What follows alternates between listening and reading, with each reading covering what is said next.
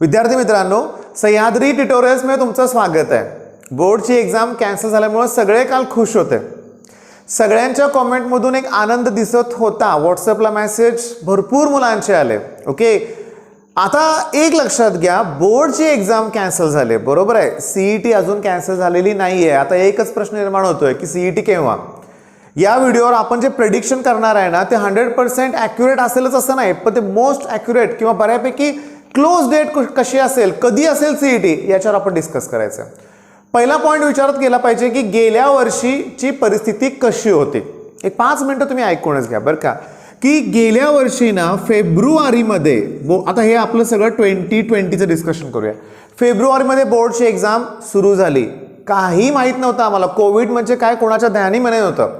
सगळेजण चायनामध्ये फार काहीतरी वेगळा भयानक आजार आलाय आणि तिथली माणसं असे म्हणतो ना आपण फेसबुक किंवा व्हॉट्सअपला असे मेसेज यायचे की प्लास्टिक घेऊन सगळे थांबलेत, वेगवेगळ्या प्रकारचे मास्क घातले, थोडंसं करमणूक झाली होती लोकांची म्हणूया आपण। चेष्टेचा विषय ठरला होता चायनीज लोक। पण तीच परिस्थिती मार्चमध्ये असं वाटायला लागलं, मार्च एंड पर्यंत, बाप रे की भारतात पण कोविड येतोय का। तोपर्यंत सगळं बंद झालं, वेगवेगळे प्रयोग झाले। तोपर्यंत तुम्हाला मी सांगू का, मार्चमध्ये आपल्या भारतात 100 सुद्धा केसेस नव्हत्या, तरी 10वीचा पेपर झाला नाही। एवढी भीती निर्माण झाली होती। केसेस फक्त किती, 100 सुद्धा नव्हत्या। 1-2 केसेस सापडल्या तरी लोकांच्यात अशी घबराट निर्माण झाली होती। ओके, तरी आशा वाटायची चला 1-2 आहेत। ओके, गव्हर्नमेंटवर विश्वास होता, आहे ठीक आहे, सगळ्या गोष्टी व्यवस्थित होतील असं वाटलंच होतं। ओके, त्याच्यानंतर तुम्हाला सांगू का की 10वीची एक्झाम जशी कॅन्सल झाली की तेव्हा पण प्रश्न निर्माण झाला, आता सीईटीचं काय। 14 एप्रिल काहीतरी डेट दिली होती पहिल्यांदा, साहजिक आहे, पोस्टपोन झाली एक्झाम। ओके, मग अजून नेक्स्ट डेट डिक्लेअर झाल्या का, नाही। एक तर बोर्डची एक्झाम झाली होती, मुलं सगळी निवांत झाली होती। आता माझं आहे का, मार्च बघा, मी लिहित नाहीये, समजून घ्या। एप्रिल, मे, जून, जुलै, ऑगस्ट, सप्टेंबर गेला आणि ऑक्टोबरमध्ये सीईटी झाली। म्हणजे विचारायचं घेतलं तर बोर्डची एक्झाम नंतर बघा, एप्रिल, मे, जून, जुलै, ऑगस्ट, सप्टेंबर, ऑक्टोबर, 7 महिन्यानंतर बोर्डची एक्झाम झाली, सॉरी सीईटीची एक्झाम झाली। केसेस अतिशय कमी होत्या। ओके, समजून घ्या, पीक पिरियड जरी आला तरी दिवसाला जास्तीत जास्त 20,000 केसेस, त्याच्या पुढं नाही। मला वाटतं हा आकडा चुकीचा असू शकतो, 20,000 पण भारतात नव्हत्या। अमेरिकेत दिवसाला 20-25,000 केसेस गेल्या वर्षी होत्या। आणि तो आकडा ऐकून भारतातले लोक घाबरले होते। एक्झाम घेऊच नका असे बरेच जण म्हणत होते। म्हणजे सीईटी जेव्हा ऑक्टोबरमध्ये झाली ना, तेव्हा सुद्धा लोकांचा चालला होता आग्रह, करा अजून पोस्टपोन। जेईच्या बाबतीत पण पूर्ण देशात चाललं होतं, पण एक्झाम घेतल्या गेल्या ऑक्टोबर। आता या वर्षीचं मला सांगा, या वर्षी आता 2021, ओके, बोर्डची एक्झाम कॅन्सल, पुन्हा प्रश्न तोच, सीईटी केव्हा घेणार। ओके, बरं, आता बघता बघता आता तर मला सांगा, जून सुरू आहे, जून महिन्यात घ्यायची का एक्झाम, पॉसिबलच नाही हो। तयारी कुठे आहे कुणाचीच, म्हणजे गव्हर्नमेंटचं म्हणतोय मी, लक्षात घ्या। जुलैमध्ये शक्यच नाहीये। एक सांगू का तुम्हाला मी, आपण असं अज्युम करून चालूया की जूनच्या एंडला डिक्लेअर होईल, सीईटीचे फॉर्म्स रिलीज होतील असा विचार केला आपण, तर ऑगस्ट एंड पर्यंत मध्ये साधारण तुम्हाला सांगू का 20 ते 25 ऑगस्ट किंवा लास्ट या तारखेपर्यंत सीईटीची एक्झाम घ्यायला काही हरकत नाही, किंवा होईल असं वाटतंय।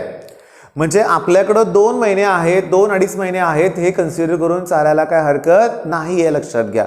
तुमच्या लक्षात आलं का बाळांनो, मेन पॉइंट लक्षात आलं का, की जून जुलैमध्ये पॉसिबल नाही आहे, ऑगस्टमध्ये घ्यावी एक्झाम। मी रिक्वेस्ट करतोय, आता आपले जे शिक्षण मंत्री आहेत वर्षाताई गायकवाड, त्यांचे आभार मानले पाहिजेत बाळांनो, खरोखर आभार मानले पाहिजेत। आता त्यांच्या विरोधात बरेचसे कॉमेंट्स यायचे मुलांकडून, फार वाईट वाटायचं त्यावेळेस, लक्षात घ्या। पण तुम्हाला खरं सांगू का, त्यांच्या आत्ताचे इंटरव्ह्यू तुम्ही ऐका, त्यांची टॉप प्रायोरिटी आपणच आहोत, विद्यार्थी।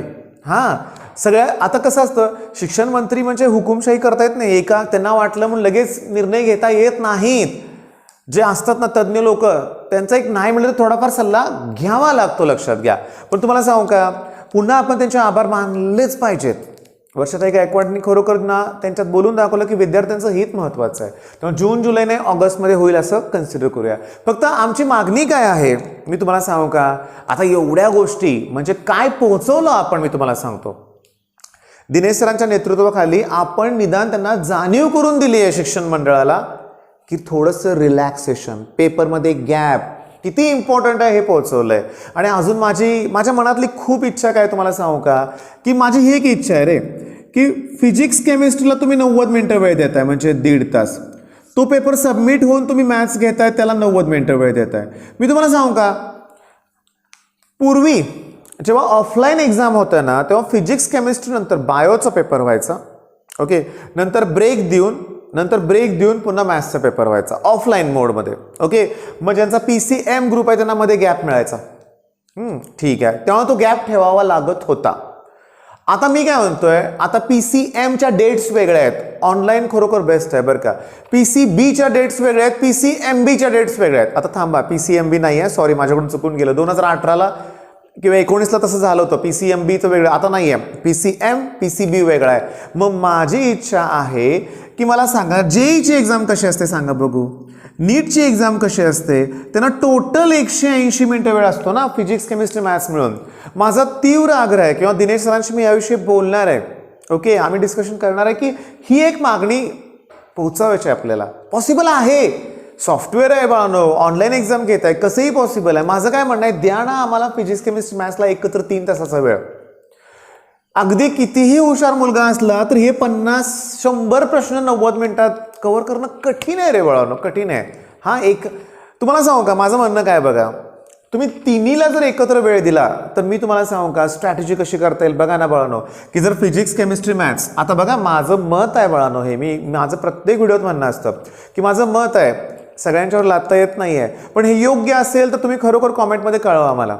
मला जर एकत्र पेपर मिळाला तर मी स्टार्टला काय करेन, केमिस्ट्री कमी वेळात सॉल्व करेन. ठीक आहे, त्याच्यानंतर फिजिक्समधले थेरॉटिकल क्वेश्चन्स घेईन की म्हणजे जे थेरॉटिकल किंवा विदिन मिनिट सॉल्व होणार आहे.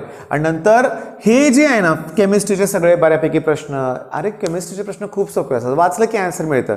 न्यूमेरिकल आणि रिॲक्शन खूप कमी असतात. तुम्ही नीट बघा 40च्या आसपास थेरॉटिकल क्वेश्चन असतात केमिस्ट्रीमध्ये. मग हे क्वेश्चन समजा माझे 180 मिनिटं आहेत. ओके, मग ह्यातले जे खूप इझी क्वेश्चन जर मी 40 मिनिटात कव्हर केले तरी माझ्याकडे 140 मिनिटं शिल्लक आहेत. त्याचा वापर करून मी मॅथ्सचा पेपर परफेक्ट सॉल्व करेन, कारण मॅथ्सचं वेटेज जास्त आहे, 100 मार्क आहेत त्याला. आणि त्याच्यानंतर मग उरलेले क्वेश्चन मी सॉल्व करू शकतो.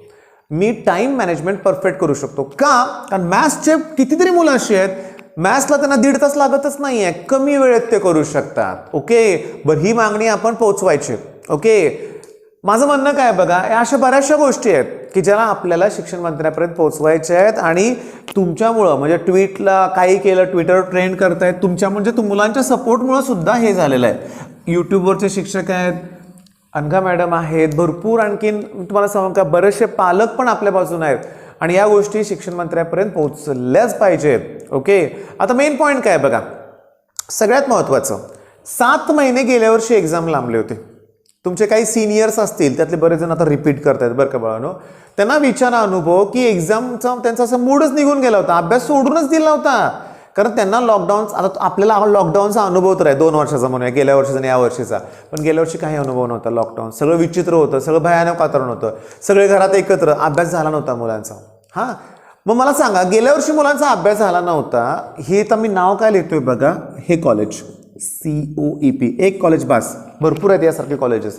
या कॉलेजचं मेरिट काय होतं सांगा बघू, कमी झालं का? मग हा अभ्यास केला नाही मुलांनी, मेरिट खाली आलं का? बिलकुल नाही. COEP CS ओपनचं मेरिट चेक करा, 99.7च्या अबव आहे. मग सजेशन काय मला तुम्हाला द्यायचं आहे माहिती आहे का, की एक्झाम पुढं गेली, ओके आता यावेळेस मुलं निवांत आहेत, मग मला कमी मार्क पडून पण चांगलं कॉलेज मिळेल, बिलकुल नाही होणार तसं, लक्षात घ्या. बेस्ट कॉलेजचं मेरिट हे नेहमीच हायर राहणार आहे, लक्षात घ्या. COEP असेल, VJT असेल, वालचंद असेल, हे जे बेस्ट कॉलेज आहेत ना ह्यांचं मेरिट खाली येणारच नाही आहे, ते हायरच राहणार, लक्षात घ्या. आणि त्यामुळे तुम्हाला प्रयत्न करतच राहावं लागणार आहे, सिरियसली खूप प्रयत्न करावा लागणार आहे. भरपूर MCQ सॉल्विंगची प्रॅक्टिस करावं लागणार आहे, तुम्हाला मॉक टेस्ट द्यावे लागणार आहेत, तुम्हाला group test, topic wise test, सतत अभ्यासात राहावं लागणार आहे, लक्षात घ्या. हे 2-3 महिने तुमच्या आयुष्याचा टर्निंग पॉईंट ठरणार आहेत. ओके, आणि इथं जो प्रामाणिकपणे कष्ट घेईल ना यश मिळणारच आहे, लक्षात घ्या. प्रयत्न करावा लागणार आहे हे. आणि सगळ्यात महत्त्वाचं बघा, एक प्रॉब्लेम काय असतो मुलांचा सांगतो, लक्षात घ्या.